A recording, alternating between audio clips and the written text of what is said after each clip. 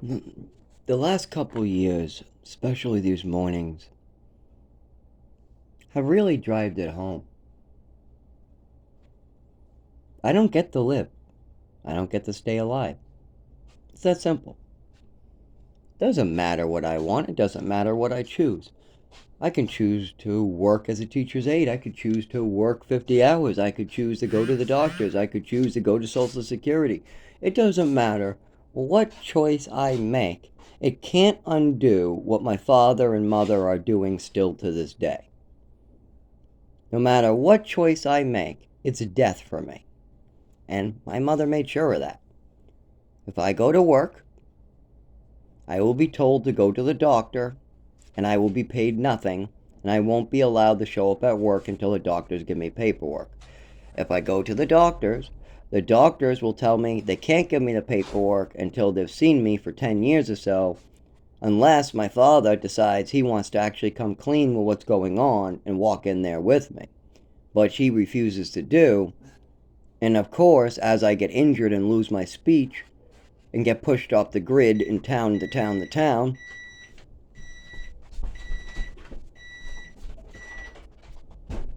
town to town to town, town. Oh, fuck.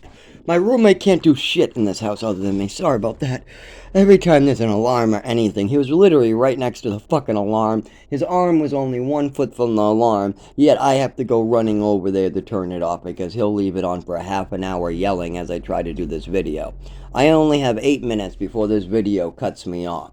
There is literally only 8 minutes of runtime. I'm vomiting, I'm sick, I'm having difficulty fucking speaking, I'm in extreme pain. I've been in pain like this for 25 fucking years. I remember waking up at 16 vomiting like this every fucking morning. The mold in this house, because a rich person wants to neglect his... I mean, we have waterfalls coming in since we moved in. If a landlord is living in a big house, he has 3 houses, one mansion, beach house worth $1 million. You know, he has all these. He should live like that, right? He's a hardworking citizen. He owns like 200 properties, so he should live like that, right? No, that's not why he's living like that. He's living like that because instead of investing in his buildings and maintaining them, he has decided to take advantage of the disabled and weak and let his job go undone while other people get sick. Like, for instance, for over 10 years now, there's been water coming in the apartment, water coming from a whole bunch of pipes that are completely rusted out that continue to burst leaks into the ceiling, mushrooms coming in the floor, mold rotting out gaping holes everywhere in the apartment, and that's only the tip of the iceberg.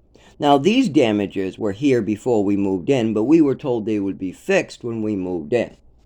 6 years later, now we're hospitalized on a regular basis. And like I said, my father and mother made it so I can't get shit for help no matter what my injury is. I got hit by a car and break my leg. It's going to take me 3 emergency room visits before I get a cast. Now, why would that be the case? I mean, that's unheard of, right? Well, it's only unheard of for people who weren't treated like me. See, I was born and with a 15-year-old mother. Then at 2 years old, I was put in an orphanage. At 5 years old, I went to foster home to foster home to foster home. One of these foster mothers liked to play doctor. She was playing doctor with my health, and then one day I asked her to adopt me, and she said yes. I started to get seriously injured, and she started to do things like slip me pills which caused overdoses. I don't have a lot of time left on this video. I'm going to have to break this into another part because my roommate is driving me nuts. He's hanging over me, leering, trying to grab stuff off the table. He can't wait 4 minutes for this thing to be done. He has to drive me nuts every time I'm doing something important to try to get us help. I try to go and get us help someplace, and he's over worrying about a cigarette slider or worrying about where something is on the table. Needs to start worrying about things when they need to be done. Like, for instance, worry about a lawyer when it's lawyer time. Worry about court on Monday when it's Sunday and you have to get up at 4 a.m. Don't worry about frickin' sliders and bullshit. But instead, I have to realize that no matter what happens here, I keep my apartment, I leave. No matter what happens, I'm fucked because the doctors won't do their jobs. For me to stay alive, I need doctors to do their jobs. But see, this is the problem. Big Pharma doctors took advantage of my body because my mother was already taking advantage of my body, and they saw an opening to make money. They have an orphan with $0 getting hurt by a crazy adopted mother. The doctors can clearly see that she's crazy, but they don't want to do anything about that. They're the ones paying them. You don't call the one paying your bills crazy.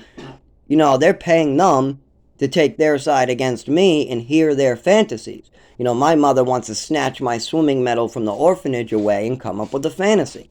So my mother does that. I find my swimming medal and my Legos from the orphanage. I think to myself, and this is when I'm like 6 years old, about that. Oh my God, my mother will love that I won this in the orphanage. They brought me to the YMCA and I treaded water the longest. And it has my name on it and everything. This is, oh my God, I did so hard. This is my first ever accomplishment. You'll love this.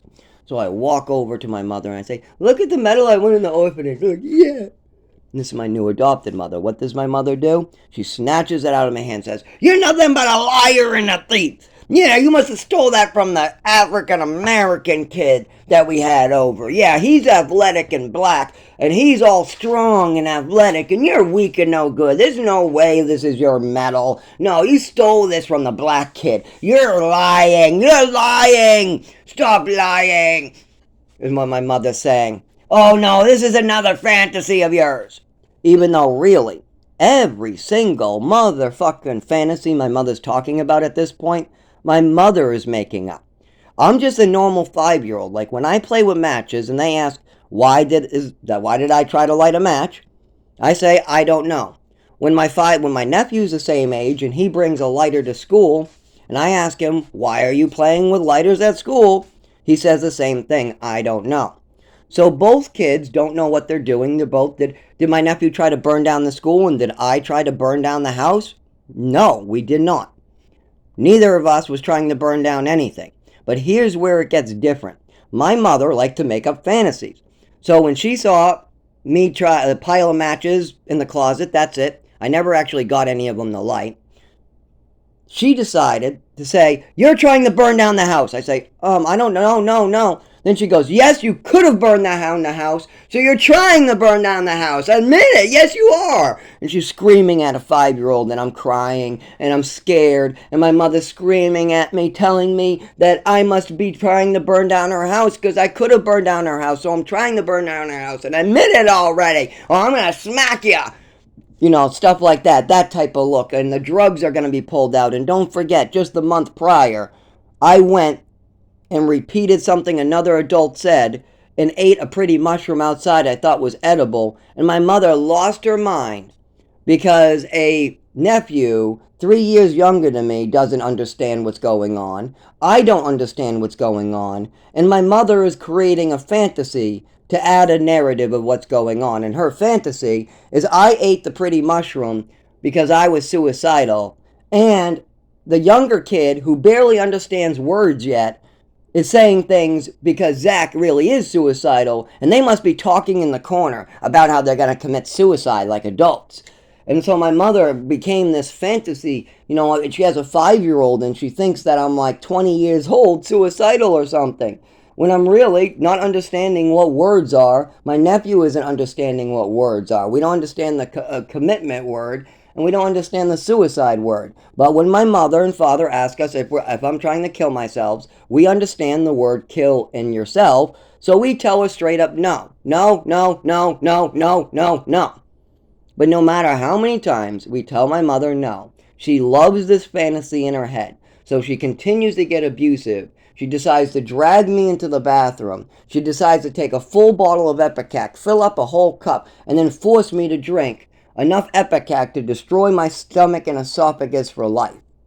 And then she goes and brags about this just to fuck with my head for the next couple years. Yeah, I gave him extra Ipecac to poison him. So what? He's suicidal. Even though I'm only a 6-year-old who doesn't understand anything that's going on.